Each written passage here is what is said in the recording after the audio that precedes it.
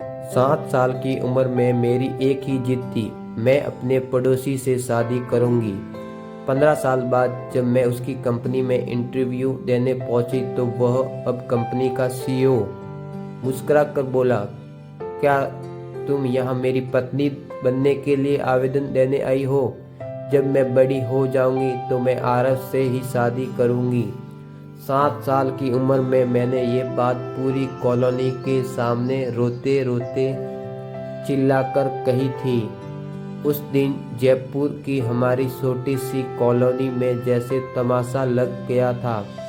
मैं आंगन के बीचों बीच खड़ी थी, आंखों से आंसू बह रहे थे, नाक सिकुड़ रही थी और मैं उंगली उठाकर अपने पड़ोसी की तरफ इशारा कर रही थी, आरव की तरफ। मेरी माँ शर्म से लाल हो गई थी। उन्होंने तुरंत मेरा कान पकड़ा और मुझे घर के अंदर खींच लिया।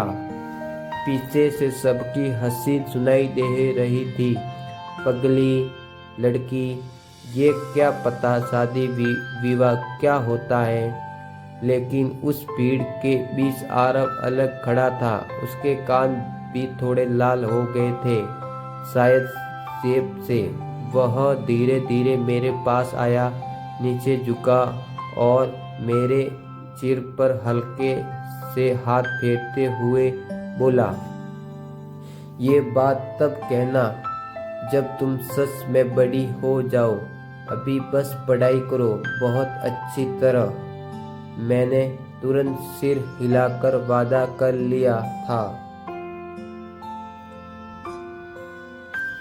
उस दिन के बाद मेरे मन में एक अजीब सा लक्ष्य बना, बड़ी होना, अच्छी तरह पढ़ना और आरव से शादी करना। आरव हमारी कॉलोनी का सबसे अलग लड़का था, लंबा, शांत, पढ़ाकू और सबकी पसंद करने वाला। बचपन में ही उसकी माता पिता गुजर गए थे। वह अपनी बूढ़ी दादी के साथ बगल वाले घर में रहता था। जब मैं पहली कक्षा में थी, वह कॉलेज में पढ़ता था। हर शाम वह घर के बाहर की सीढ़ियों पर बैठकर किताब पढ़ता रहता और बीच बीच में मुझे खेलते हुए देखता रहता। अगर मैं साइकिल से गिर जाती तो वही मेरे घुटने साफ करता। अगर स्कूल में किसी ने मुझे परेशान किया तो वह मुझे आइसक्रीम खिलाने ले जाता और अगर मेरे नंबर कम आते तो वो मुझे पढ़ाता। मेरी छोटी सी दुनिया में वो किसी सुपर हीरो से कम नहीं था। लेकिन एक सुबह सब कुछ बदल गया।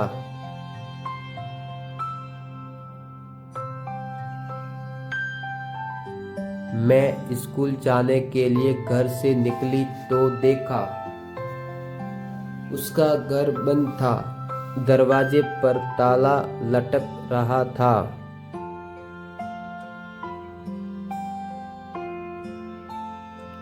उसकी दादी का निधन हो चुका था और आरव कॉलोनी छोड़कर चला गया था। कोई विदाई नहीं, कोई अलविदा नहीं। मैं अपने स्कूल बैग को सीने से लगाए उसके घर के सामने खड़ी रही और उस दिन पहली बार मुझे लगा कि जैसे मेरे बचपन का कोई हिस्सा मुझसे छीन गया हो।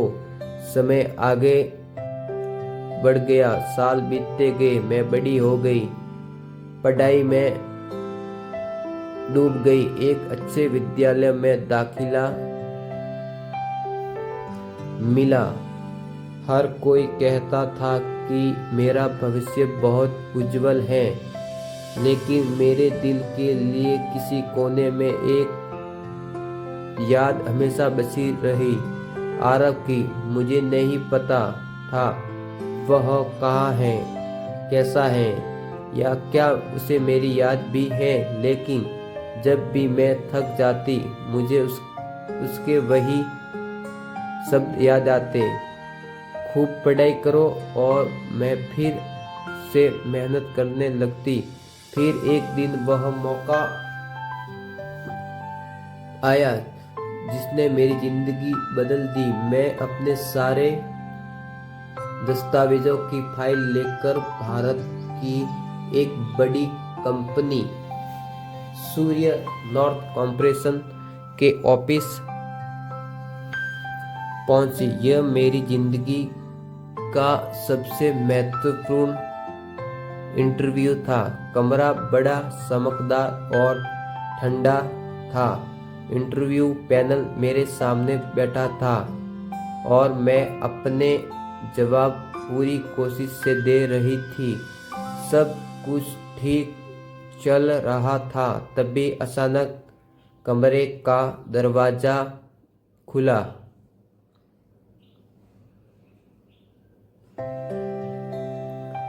एक आदमी अंदर आया। जैसे ही वह अंदर आया, पैनल के सभी सदस्य तुरंत खड़े हो गए। सीईओ सर, मैंने अनजाने में उसकी तरफ देखा।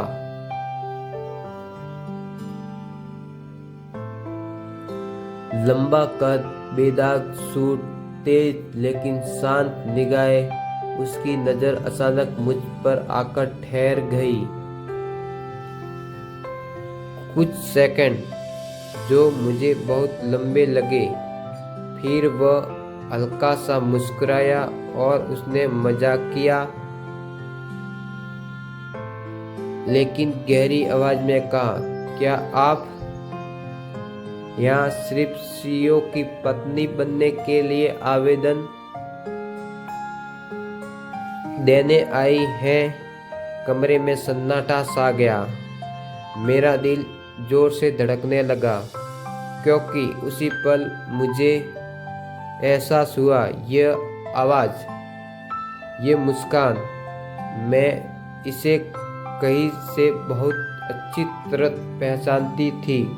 मेरा गला सूख गया था। मैंने धीरे धीरे उसकी आंखों में देखा, और जैसे ही उसकी मुस्कान थोड़ी और गहरी हुई, मेरे होठ खुद ब खुद बोल उठे, आरव। कमरे में बैठे लोग हैरान रह गए। सीईओ और एक कैंडिडेट नाम से बुला रही है।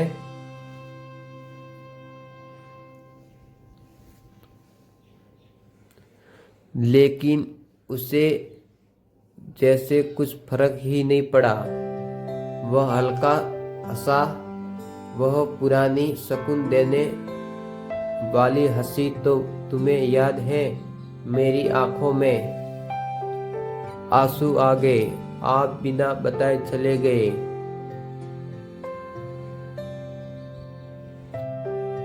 हे, कमरे का माहौल अचानक इंटरव्यू से कहीं ज्यादा पर्सनल हो गया था।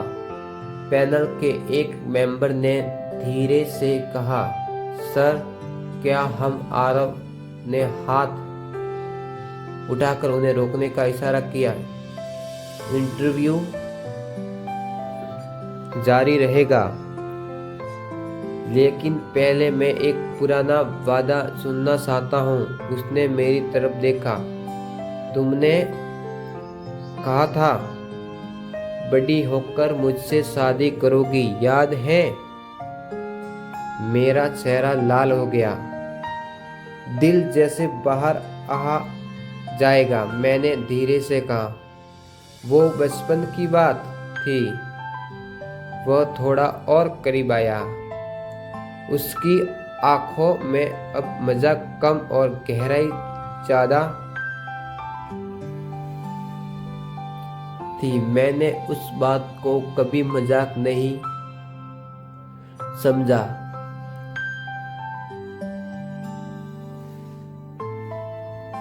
मैं चौंक गई जब मैं यहाँ आया। अकेला था।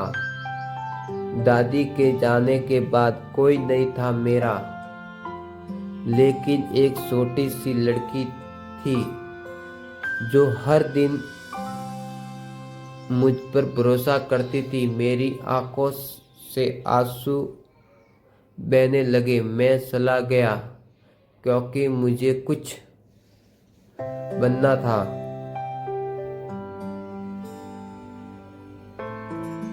ताकि अगर कभी तुम सच में मेरे सामने आओ तो मैं तुम्हारे लायक बन सकूं। कमरा अब पूरी तरफ शांत था। सब लोग बस हमें देख रहे थे। मैंने कांपती आवाज में पूछा, तो आपने मुझे ढूंढा? क्यों नहीं, वह मुस्कुराया। मैं ढूंढता तो तुम शायद अपने सपनों से भटक जाती। मैं चाहता था कि तुम अपनी मेहनत से यहाँ तक पहुँचो। मेरे बिना मेरे अंदर जैसे कुछ टूटकर फिर जुड़ गया। सालों की नाराजगी, इंतजार और वे बचपन वाली जीत सब एक साथ सामने आ गए। कुछ पल बाद मैंने खुद को संभाला। Sir, interview? वह हंसा। हाँ, बिल्कुल प्रोफेशनल रहना चाहिए।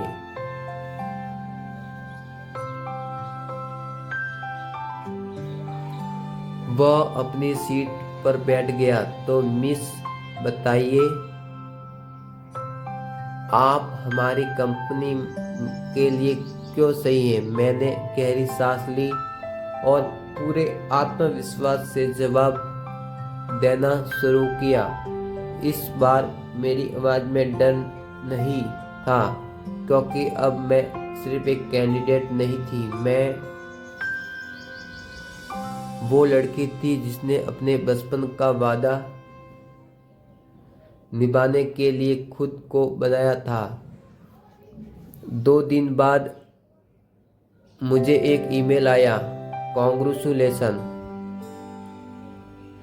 You are selected. मेरे हाथ कांप रहे थे। नीचे एक और लाइन थी, और हाँ, सीईओ आपसे पर्सनली मिलना चाहते हैं। मैं उसके कैबिन में पहुंची। इस बार दरवाजा मैंने खुद खोला। वह खिड़की के पास खड़ा था।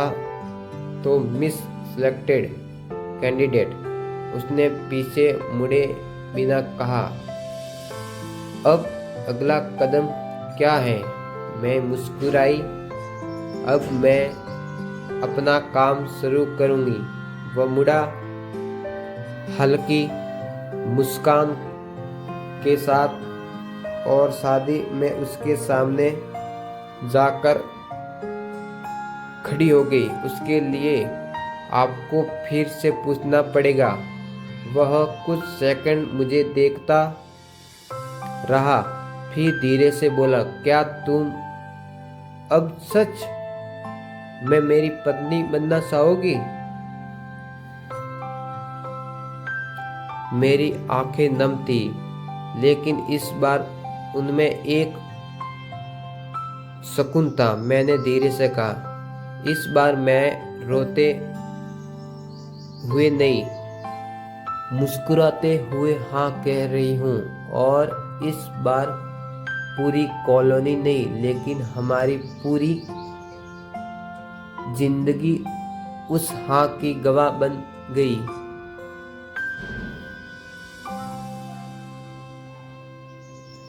प्लीज लाइक, शेयर और सब्सक्राइब जरूर करें।